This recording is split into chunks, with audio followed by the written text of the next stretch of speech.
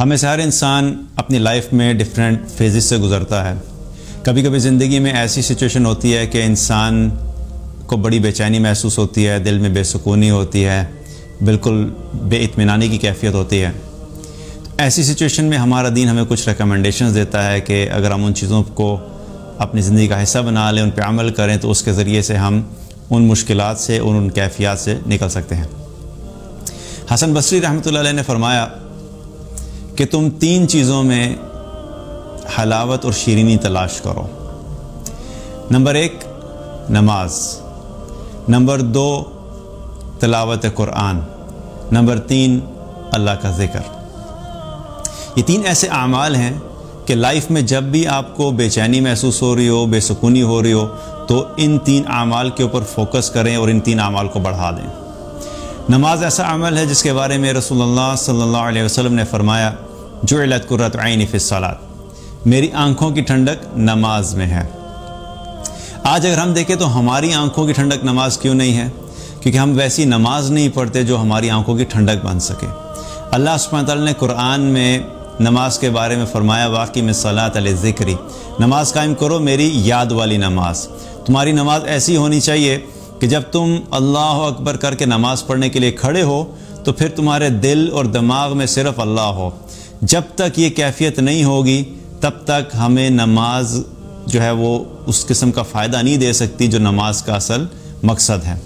तो नमाज पढ़ें, लेकिन नमाज ऐसी होनी चाहिए कि नमाज पढ़ते हुए हमारा दिल, हमारा दिमाग वो अल्लाह की तरफ मुतवज्जह हो। जब अल्लाह की याद वाली नमाज होगी तो अल्लाह सुब्हानहू व तआला उसके ज़रिए से दिल को सुकून भी अता फ़रमाएगा, अपना कुर्ब भी नसीब फरमाएगा और अपनी खशियत भी अता फ़रमाएगा। दूसरा अमल क्या है? कुरान की तिलावत। जब भी बेचैनी हो रही हो, जब भी बेसुकूनी हो रही हो, कुरान खोल लिया करें। कुरान खोल के कुरान पाक की तिलावत करना शुरू कर दिया करें।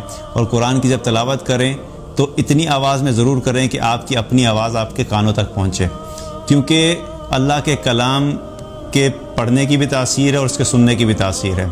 जब इंसान पढ़ भी रहा होता है और साथ साथ सुन भी रहा होता है तो उसके ज़रिए से क्या है कि अल्लाह सुब्हानहू व तआला इंसान के दिल को सुकून अता फ़रमा देता है और ईमान की हलावत नसीब फरमाता है। तीसरा अमल क्या है? अल्लाह का ज़िक्र, अल्लाह की याद। और ज़िक्र का मकसद ही ये होता है कि किसी को याद करना। तो जब हम अल्लाह का ज़िक्र की बात करते हैं तो इसका मकसद क्या है कि हम अल्लाह को याद करें। अल्लाह को याद करने का मकसद ये है कि जब हम ज़ुबान से अल्लाह की तस्बीहात बयान करें, जब हम कहें सुब्हान अल्लाह, अल्हम्दुलिल्लाह, ला इलाहा इल्लल्लाह, अल्लाहु अकबर, कोई भी ज़िक्र करें तो उसमें क्या है कि दिल और दिमाग में ये ख़याल होना चाहिए कि मैं किस रब को याद कर रहा हूँ, मैं किस ज़ात को याद कर रहा हूँ, वो अल्लाह कैसा अल्लाह है। उस अल्लाह का ख़याल होना चाहिए।